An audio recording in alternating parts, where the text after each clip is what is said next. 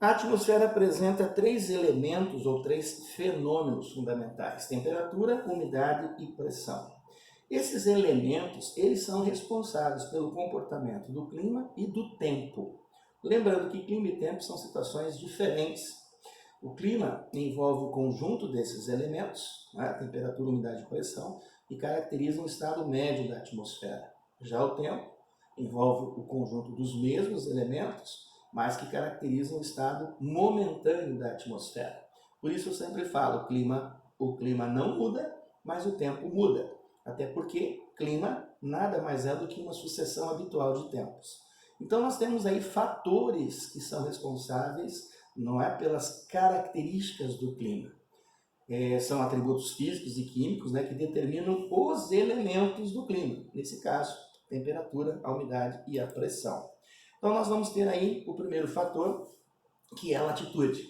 Já vimos que latitude é uma coordenada, né? Latitude é uma medida, é uma distância em graus, a tua referência é a linha do Equador. Então nós envolvemos dois hemisférios, o norte e o sul.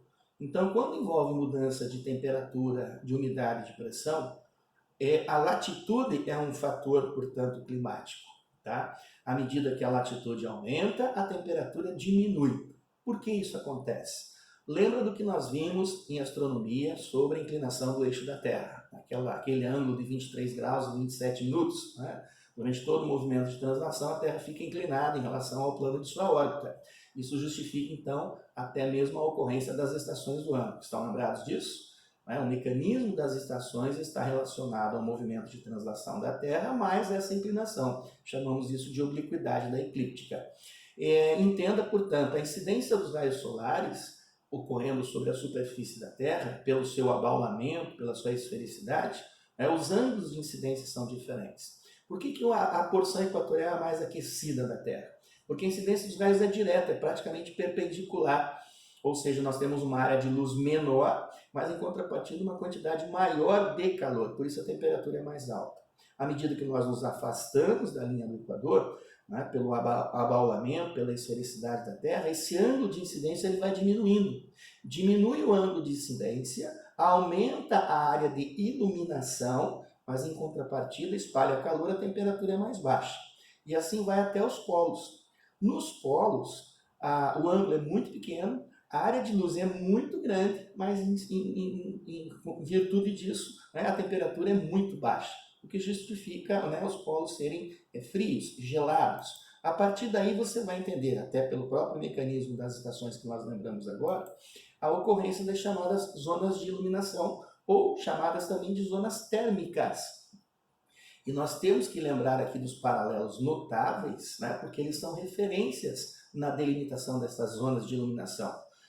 Vamos lembrar aqui então dos dois trópicos, Câncer e Capricórnio, dos dois ciclos polares, o Ártico e o Antártico.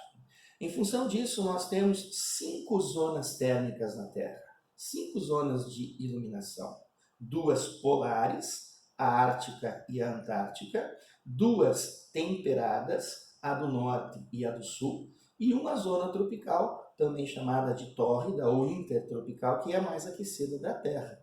Aí entenda, você tem a partir daí a definição dos padrões climáticos da Terra, né? Entendendo, portanto, né, da diferença de paisagem climática em função principalmente dessas zonas de iluminação.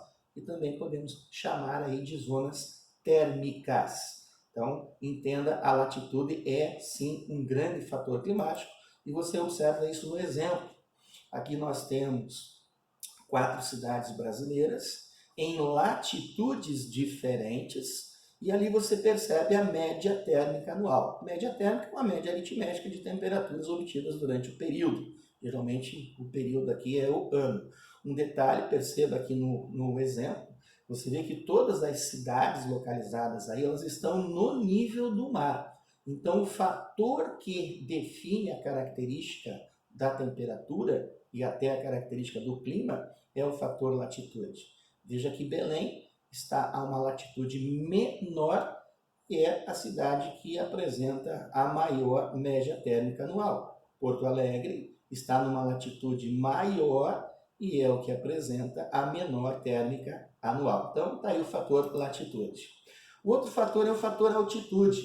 Aí você lembra das camadas que nós vimos agora há pouco? A troposfera, que é a primeira camada, onde nós estamos, próxima, portanto, da superfície. Lembrando daquilo, quanto mais alto, mais frio. E é exatamente aí. A altitude caracteriza o quê? Relevo. Então, relevo é regulador térmico. Então, entenda, quanto mais alto, mais frio. Por quê? Porque quanto mais alto, mais rarefeito é o ar. Ar rarefeito absorve pouco calor.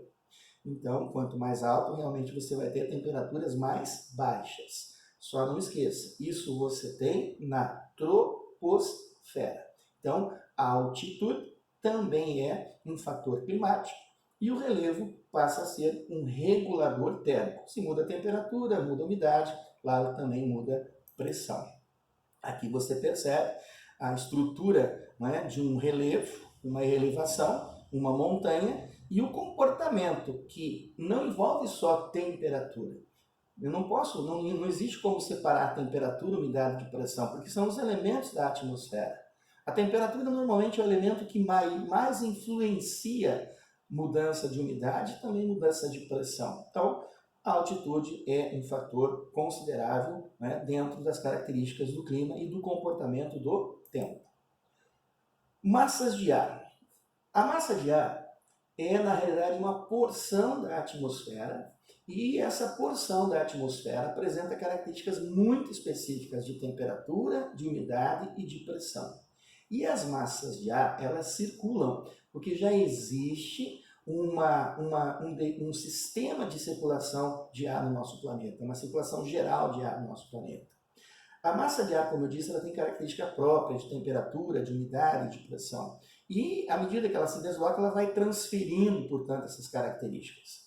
As massas de ar, elas podem ser úmidas e elas podem ser secas. Quando úmidas é porque a origem dela é oceânica. Quando secas, a origem dela é continental. Elas podem ser quentes e elas podem ser frias. Quando quentes, a origem delas tropicais e equatoriais. Frias, a origem dela polar. E na movimentação, portanto, à medida que ela se desloca, ela vai transferindo, portanto, essas características. E ao transferir essas características, ela vai definindo, portanto, características, né, do clima e comportamentos do tempo. Maritimidade e continentalidade, entenda, é o comportamento térmico diferente entre a água e a terra. A água demora para ganhar calor, demora para perder calor. Ou seja, o que nós temos aqui, nada mais do que um comportamento térmico, né? As massas líquidas, elas influenciam muito o clima no continente e dentro dessa condição.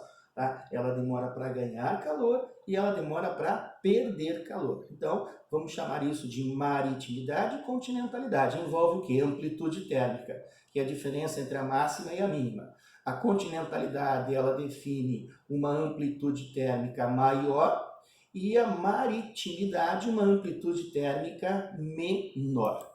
O outro fator são as correntes marítimas, né? Lembrando que correntes são movimentos nas águas oceânicas, também define-se uma circulação geral dessas correntes. As correntes podem ser frias, as correntes podem ser quentes, elas circulam, todo o movimento das correntes marítimas é circular e influenciam muito a condição de clima dos continentes, né? Quando frias, há uma evaporação menor, normalmente caracterizam climas mais secos no continente.